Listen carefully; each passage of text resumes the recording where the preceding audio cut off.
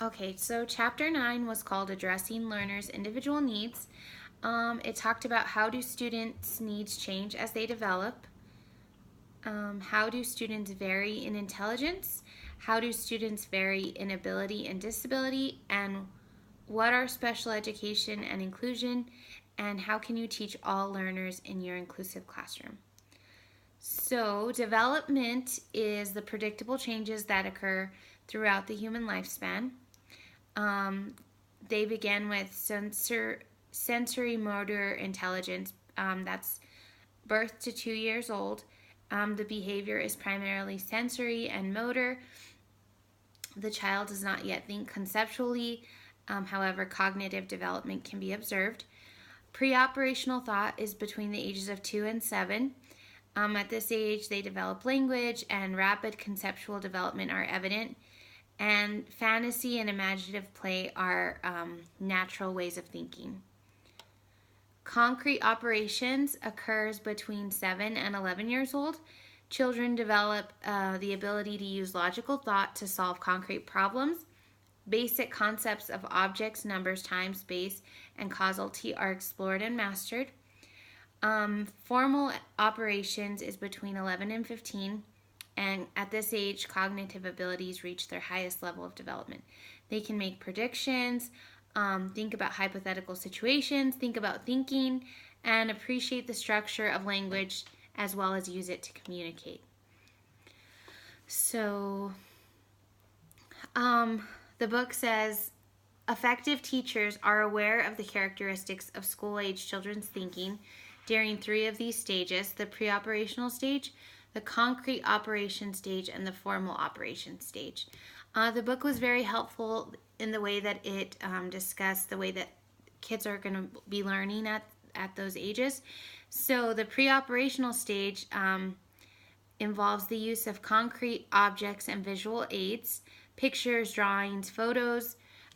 We should provide opportunities to classify and group objects by color, shape, size, use, and build skills by providing hands-on practice. So I've never been a teacher in the classroom, but I've been a parent. I have a kindergartner, and in her classroom, in the last few weeks, I've witnessed that exactly.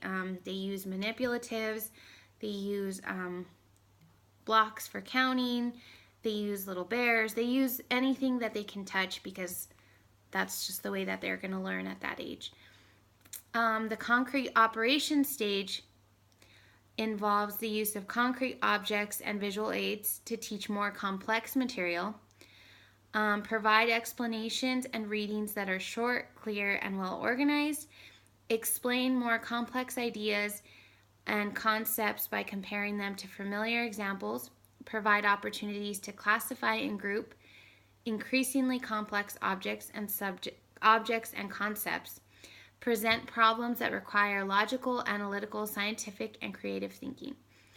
So, my son is 7 and in 2nd grade, and in his classroom, I've witnessed more, still the same hands-on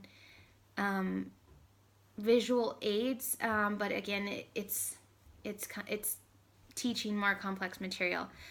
For example, they were learning about animals, and his teacher provided stuffed animals. She provided figurines. She provided all these kinds of different visual aids, but she was tying them into more complex material that was teaching the kids about these animals. And then the formal operation stage. At this stage, they study topics in increasing depth, go beyond facts, and teach increasingly complex concepts, ideas, and theories. Provide increasingly sophisticated explanations for what students observe and experience, and ask students to explain the meaning of proverbs. For example, the book mentioned the pen is mightier than the sword, or there is no free lunch. So yes, that's how the different age groups will be able to learn best.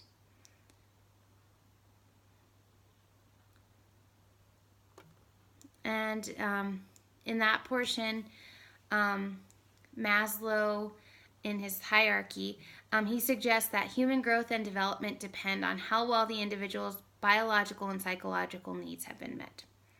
So it's all interrelated.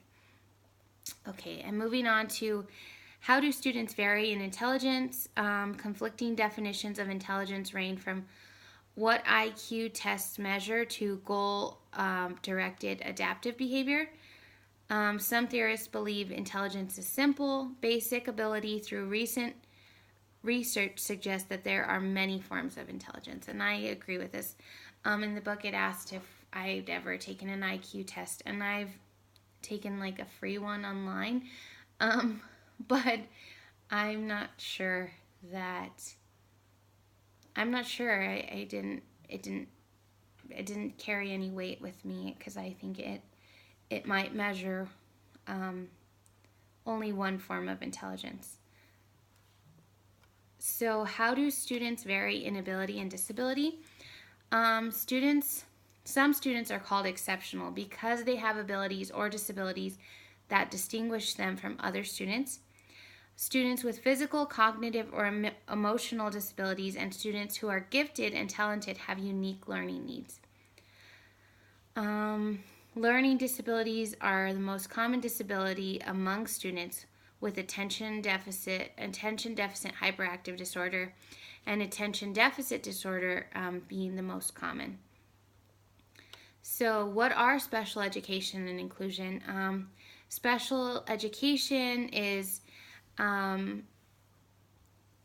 has key provisions through the IDEA Act, the Individuals with Disabilities Education Act. It includes the least restrictive environment, the Individual Educational Program, IEP, and confidentiality of records and due process, so they're protected by the law. Response to intervention is a systematic approach to identifying students with learning disabilities.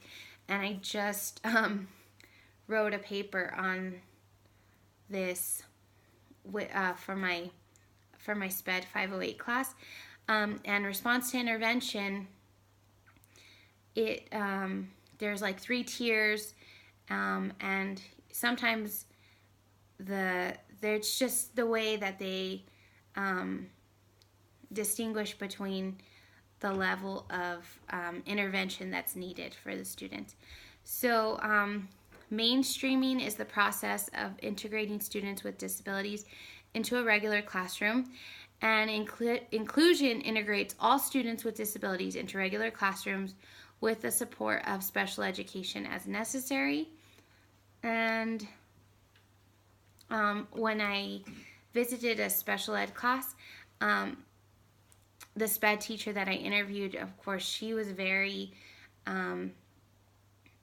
just adamant about the fact that her goal is to get all her students into general ed classrooms. Now, whether that's actually a realistic goal, it just depends on the student needs. But she feels like that ultimately provides them with the least restrictive environment, and which is part of the IDEA Act and something that is required for them. So, and finally, how can you teach all learners in your inclusive classroom? Through collaborative consultation, an arrangement where the regular classroom teacher collaborates with other education professionals, such as SLPs, speech language pathologists, occupational therapists, social workers. Teachers are able to meet the needs of exceptional students. The collaboration is based on mutuality, and all participants assume responsibilities for meeting students' needs. And assistive technologies and resources are available to help these students. And that's another thing I just learned about, assistive technologies. And an article that I read specifically just talked about the use of iPads with students that had autism, and it's a research-based practice that can be used to help students with autism.